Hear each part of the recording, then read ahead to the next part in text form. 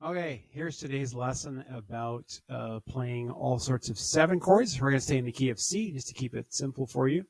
The first one we're going to play is the C7. Let's move my mouse right here.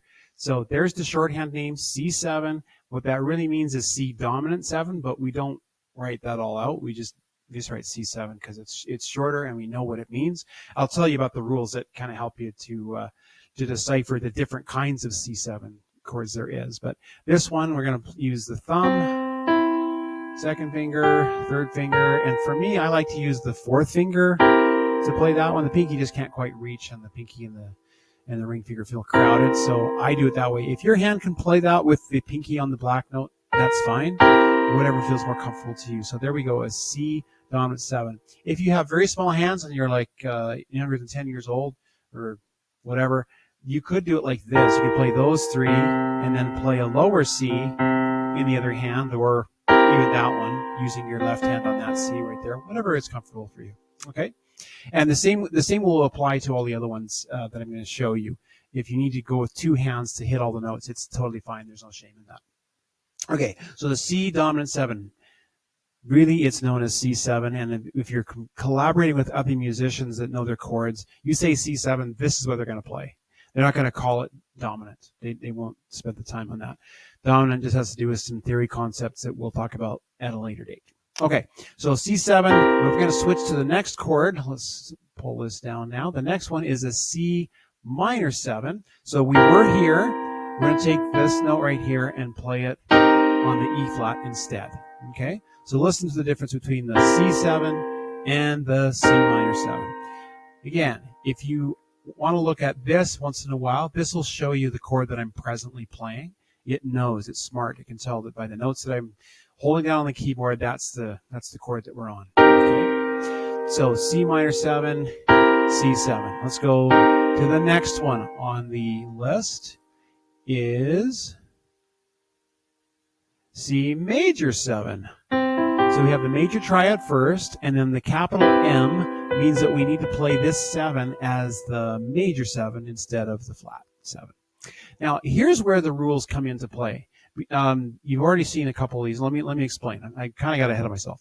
With this one, the small m, which means minor, is referring to the C triad. Okay, C triad like that. That's C minor. The 7 already knows, because of the rules, the 7's already going to be on a B flat. Because of the rules, that lowercase m is telling the C to be a minor triad. Okay, when we play this one, we already know that C by itself is a major, and then in this case, the capital M is telling the 7, hey, you need to change from this to being the B. Okay, that's how the rules work. The next chord will really show you how the rules work, because we're going to have one of each in it. This has got a really neat sound to it. The minor major 7, and it has to be in that order. Small m, big M, sounds like this. So the lowercase m is telling us that the triad has to be a minor triad like that. The uppercase M is telling me to play the B as a major, like that. That's a really ominous sound. So I hope that this makes sense to you. Again, if these were both out of the way, the M's were both gone, then that's what it is. The C's going to be a major triad. The minor 7 will be on top. We don't change that unless we have the capital M in front of the 7. C by itself is always major. We don't change that to a minor unless there's a small m telling us to do that. Okay? So we don't waste time using a capital M telling me to play a C major. Just notice that my chord chart there, it doesn't have the capital M. It's just C by itself. Okay? The M, that's a small m, is a minor, tells me to play C as a minor. If I play this one, that's a C major triad with a flat 7 on top, because there's nothing else telling me to change the 7. This one is a C major triad with a major 7 on top. Okay, a little quick review. And then, of course, the last one we just played, we got minor and major present in the chord description. Now, when you see a name of a chord that is that long, it's pretty obvious why we want to use shorthand. We just want to use a small m and a big M, and I wouldn't bother writing the rest of this because look how long this is. It's really long already. So if I get rid of those and just have small m, big M, that would be good enough to designate that that's the chord that I'm playing. Okay, now as always, I like to do some drill and practice and have you listen for these.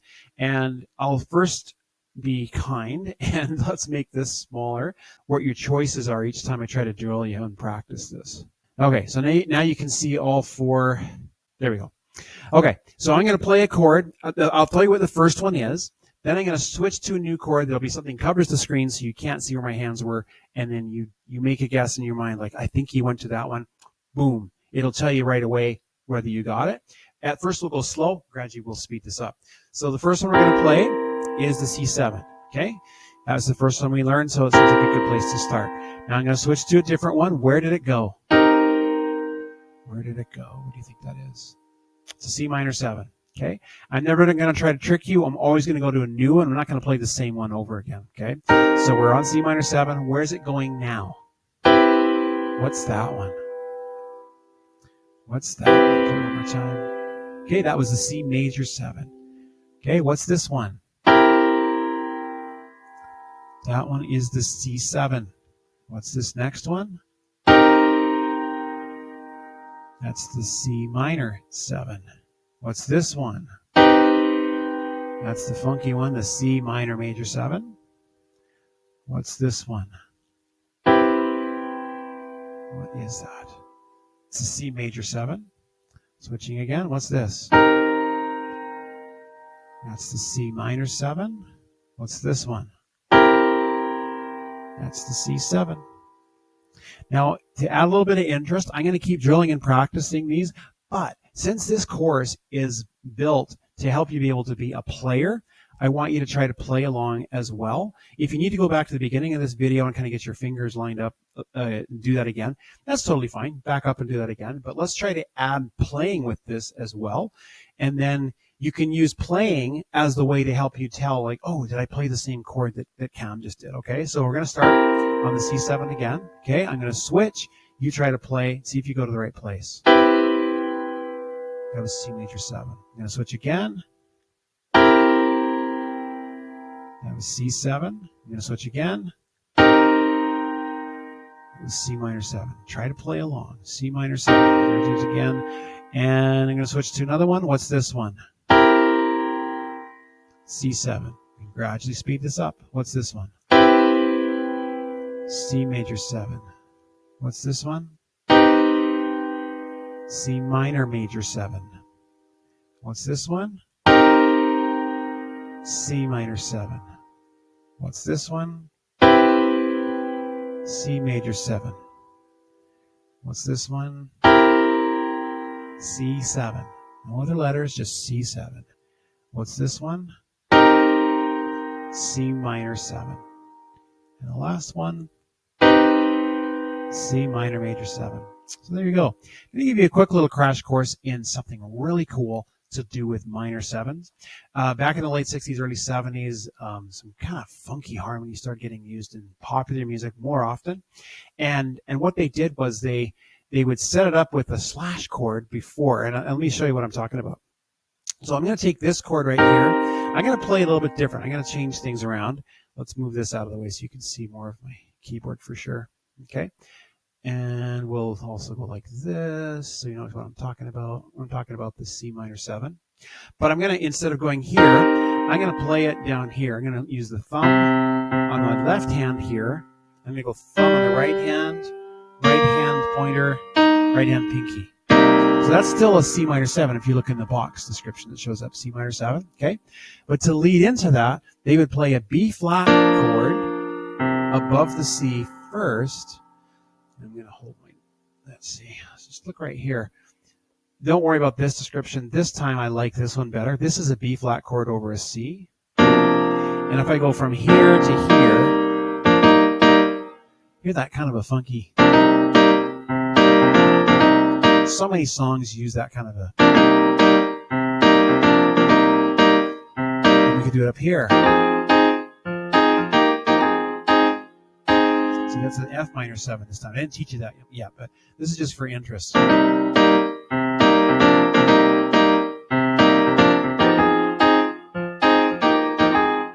If you care, you do want to play that. We got an F in the left hand. We're playing 1, 3, 5. In the right hand, we're playing that. That's an E flat chord, and it's in the second inversion.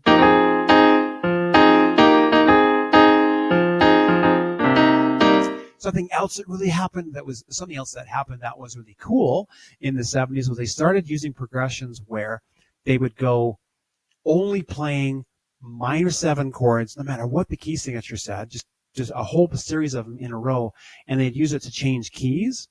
And for this lesson, I got to tell you one little thing.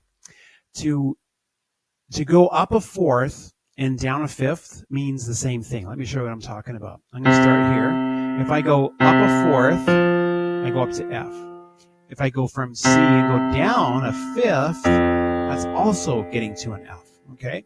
So this next little thing I'm going to show you about just stacking minor 7 chords on top of each other and going up a fourth. Sometimes the bass note's going to go up a fourth, sometimes it's going to go down a fifth. You know what I'm doing?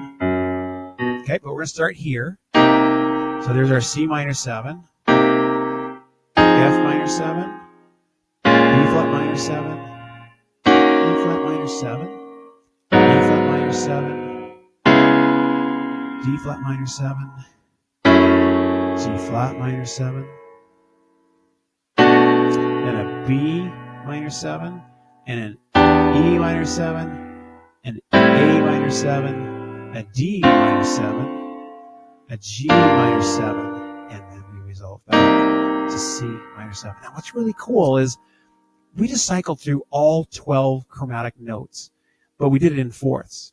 And everything led to the next note really well because that's just the way the harmonies work with minor 7s. A really cool technique that got used. And sometimes they'd cycle through those chords really quickly. I played it quite slowly. But some of those songs in the 70s, when they wanted to go to new keys, and boom, they're in a different key. And they just used a series of minor 7 chords to get there. More commonly was to use the dominant 7s as a way to cycle through it. So let's go like this. We're going to use the E natural this time. Okay, those are the same.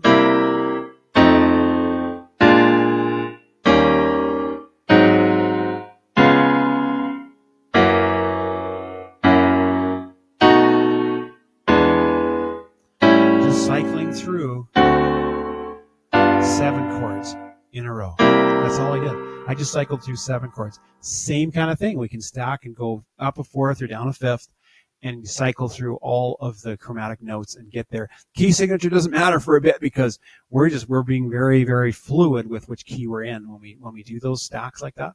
But it's a very common progression that was used the way that chords moved, and it started happening with minor 7s more in the 1970s. Okay, there you go. There's your lesson on 7 chords. And future lessons, we'll go back and we'll drill and practice 6 chords and 7 chords in the same audio example because we still want you to know those and not forget them. But I thought this was enough for today's video. Thanks for watching.